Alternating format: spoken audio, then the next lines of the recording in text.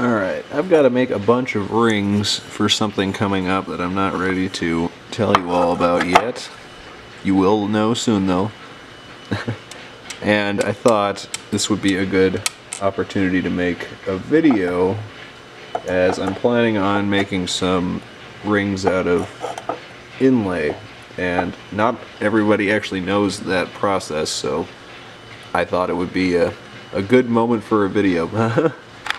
For example, I often polish an abalone so that it can show me what kind of color I'm going to have to work with when I go to make my jewelry. Obviously, some like this, they're too nice to cut up. They're in very good condition. But abalone like this that are pretty chewed up, or like this one here, you can see it's got holes all over it. Those are good candidates to get cut up, and from there you flatten out your pieces to get your inlay material. And abalone generally can be thick enough. This piece is a little too thin, but from there you just make your shape and that piece is ready for the final step, kind of like this right here. Plenty thick enough, ready to go. But for pieces like this and this, the pen shells and the muscles, here's a good example, they're going to be way too thin at the end to make a good cabochon. So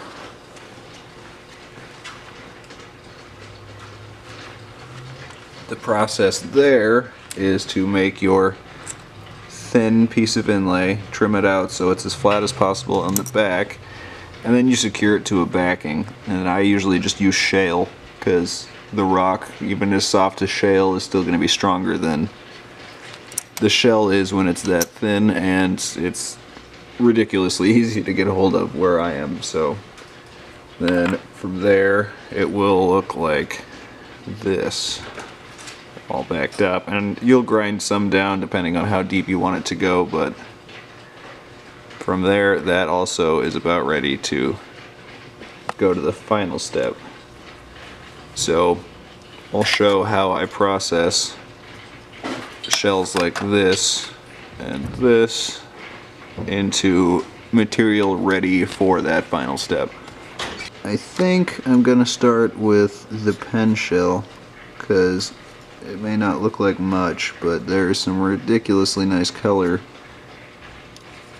that will come out a lot once it gets a little polished. Here, if I get it wet, you can see what I'm referring to.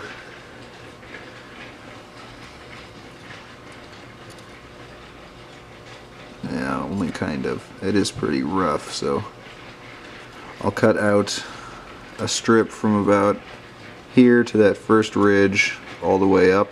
That'll give me a good flat workable chunk that I can then do what I need to with. And then this muscle has some very nice rainbow pearl to it, so I'll find the flattest chunks I should say, because there's one about here. You'll get right there, and then the very top area. Sometimes this, but this looks a little too thin to work with. So I will cut those up and come right back. Alrighty. Here, see, I cut my piece out. Went right there, and as you can see, this chunk has some really nice color, but it's also fairly flat, which will give me the best working space. So I'm going to go over to my diamond plates and flatten it out.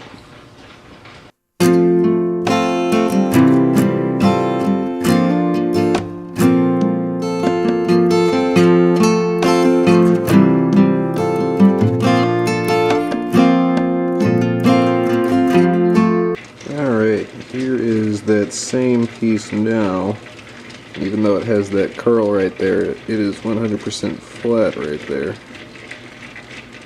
Wonderful color. And I should be able to get several out of this piece, because here, I'll take this. Here is a cabochon I haven't finished yet. If you put that down over the shell, I'll give you an idea of how big of pieces I'm using, so I can get quite a bit out of this. And I still have the rest of that shell left. So I will find the section I want and cut it out. Alright, I've gone ahead and marked off where I want it to be. It's got some really good green, a little bit of purple, some yellow, a little spot of blue, and that leaves me quite a bit more to work with. So I'll go over to my jeweler saw and cut that out and come right back. We'll take some 5-minute epoxy. This stuff I like a lot because it's really thick, so I actually don't have to, normally you would have to flatten the back as well as the front, but that means I don't have to flatten that back out because this stuff will fill the voids on its own. And take your stone, I'm using shale, but it really doesn't matter what stone it is. Make sure you've got a good flat space on it and glue it on. So I'm going to do that right now.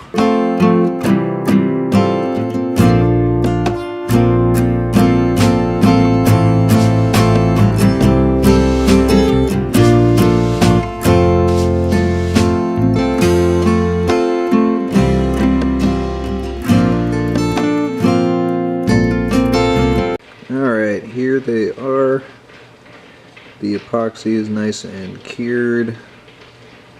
So now I'm going to take it to my saw and cut it right down the middle. Probably trim up a little bit and get it small enough, get the pieces small enough to take over to the diamond plates, and then I just grind to the shell, and then I can go from there. Alright, here they are cut out. So now I can go over to the diamond plate and shrink this outer edge down to the shell. And here they are. So from here I can start making the cups for the rings for them. And to do that, God, this one is just so pretty. Love the purple in this one. Alright, anyway, to do that I'm going to take some silver bezel wire and some silver back plate and go ahead and make a cup for them really quick. Alrighty, not gonna lie, kind of forgot about this video, so I actually went ahead and made the bands and cups for these two pieces already, but I still have to make other stuff, so I figured I would demonstrate on this one because the process is the exact same. It's just not these pieces specifically. That is my bad, and I've been filming a lot lately, so I guess I just got a little too backed up. Guess I'm gonna have to start thinking about doing more than one a week soon, but yeah. So if I can find where I put it, here it is. I take some of this, which is 0.999 pure silver. I take a stone like this, wrap it around, make a little tail, and then trim it right where they meet. File each end flat, and then solder the two together. From there, I take a strip of back plate, trace the outline of the bezel wire, not the stone, the bezel wire, and cut that out and then solder those two pieces together. So I will record doing that now. First, a stone, that'd be where the process ends, but for these it's gonna be a little bit different, so I will come back right after I finish doing that.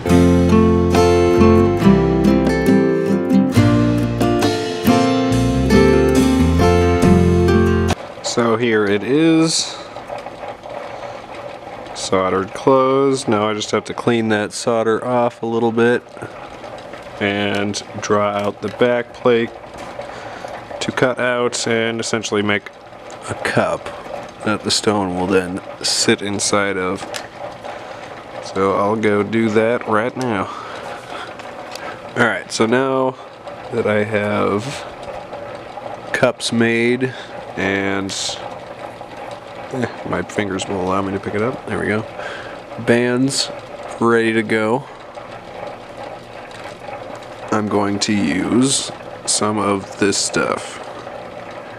Now this stuff is absolute magic. It is a two-part resin that is often referred to as jeweler's glass because it cures crystal clear and is extremely hard when it cures. So you can take stuff like this, the shells that are very, very, very fragile, and make a dome on the top. It also sticks to itself very well, so you can dome with it very, very easily. But you know, can't just use it for stuff like shells. I can use it for stuff like this, which is actually amylite, which is extremely fragile, so there wouldn't be any way to use it otherwise. But I'll just mix a little bit up, heat it with one of my torches, which will actually cause a chemical reaction and make all of the bubbles raise out and pop.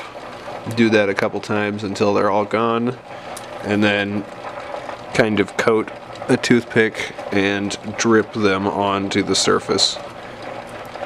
And you can, if you want, you can actually just put them in and then put the dome in that way, but I am selling these at an event, so I need to make sure that if I need to, I can get them back out and resize into a new ring, because resizing is something that I offer regularly. So if it was for me, I would just finish making the ring and then do the dome in the cup, but because it's not, it's just safer to do this way. And this stuff takes 24 hours to cure and 72 hours to hard cure, so I will put it somewhere out of the way and just let it cure up after that.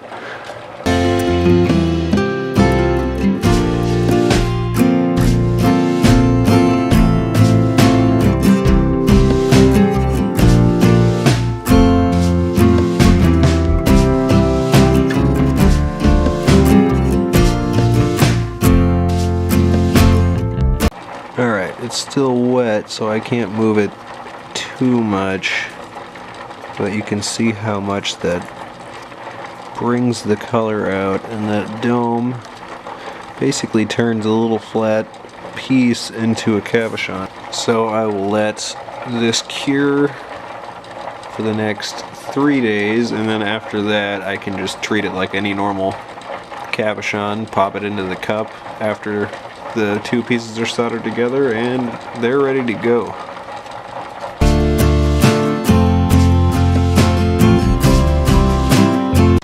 Alright, well, they need 2 more days to get their hard cure, but I can actually handle them now. And look at how well that... Dude, the spider. Again, same spider, same place. Why has he just decided to live inside of my fastening machine? It's nice out, you can go outside. No, you gotta live in my fastening machine. Alright, this band is nice and polished. I'll buff it more afterward, but yeah, it is.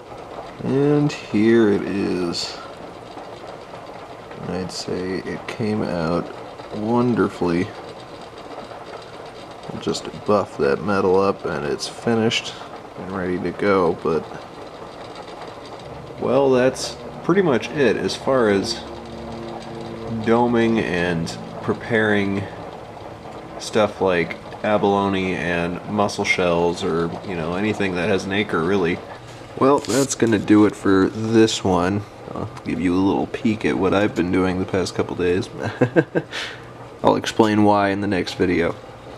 But yeah, like I said earlier, never shy away from making something out of something because it seems like it's too thin to work with. If you back it and dome it, you can pretty much use anything that you want to. So, I hope you enjoyed this one, and I'll have another one out soon.